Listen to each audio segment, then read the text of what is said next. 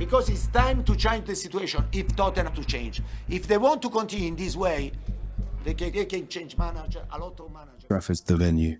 Lloris swigs from his water bottle. A corner is about to be taken. We're at 19 shots. 19 in one half, and even at 0-0, the match is essentially over. The United faithful in a half-stand, half-crouch position, poised over their seats. Audible excitement brims around 3/4 of the stadium. The fans waiting, anticipating, expecting that ripple of the net to finally reverberate. Game 4 of United's eventual 19 unbeaten run against a forlorn team, a team numb from their reactionless performance. A quote from Conte.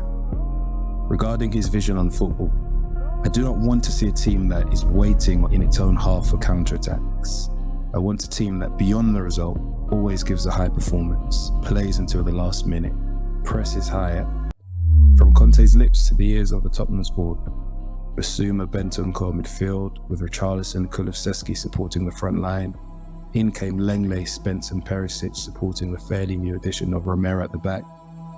It all led to a sum of appropriate signings that validated this auspicious title challenger talk. All was well until it wasn't. The game is 90 minutes, but Tottenham's 90 minutes is weird. Almost a distorted 90.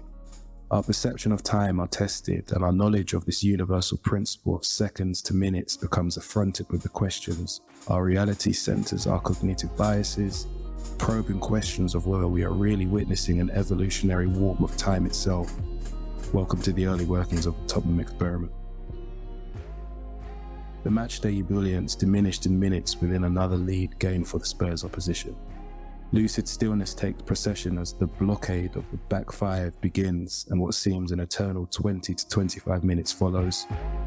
The fans gaze upon in a state of bestowed pupil paralysis, which ratchets instantly to unbridled blinking and a new type of eye strain, as an equalizer or even winner becomes plausible.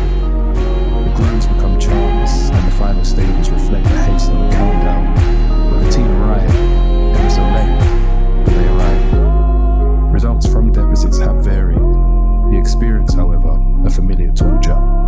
Time becomes an exercise in endurance and almost never excitement. A warping so complex, so mind-blowing, it'll be best served as the treatise for the next Christopher Nolan film. At Tottenham, questioning of the identity and belief seems sewn into the fabric of the current group. The antagonistic nature of the style of Jose and Nuno combined has built in this rearguard first mindset. Dyer, Sanchez, Lloris, Emerson, Davis. 5 players that battle with not only the particulars of Conte but also the suppression of their own limitations. A crisscrossing of tactical deficiency and diminished mental courage similar to Lukaku at Chelsea. They're issues that Conte sees and can never truly reverse. Tottenham's case is an issue of too many players from the previous regime. A squad of lukewarm talent.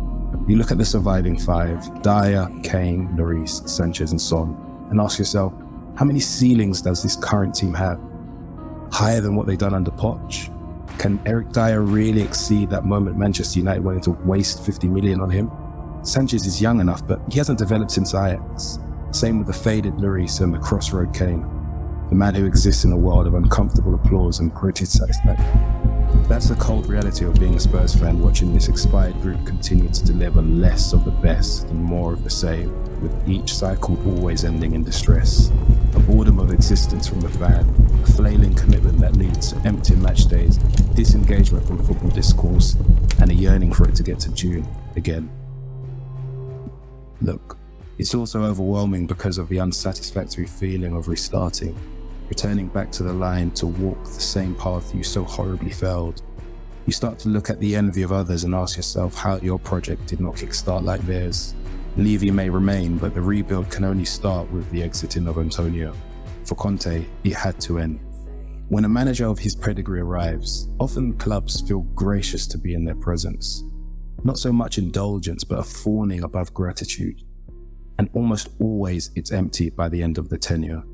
Antonio, with his comments about the club, tests the dignity of the Tottenham fans. At some point, your reputation becomes worthless when you become an agent of provocation and commotion.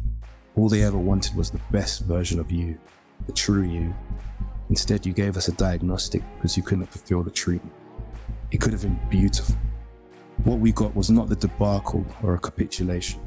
Top 4 is still very much on, still very much possible, and the season is far from over.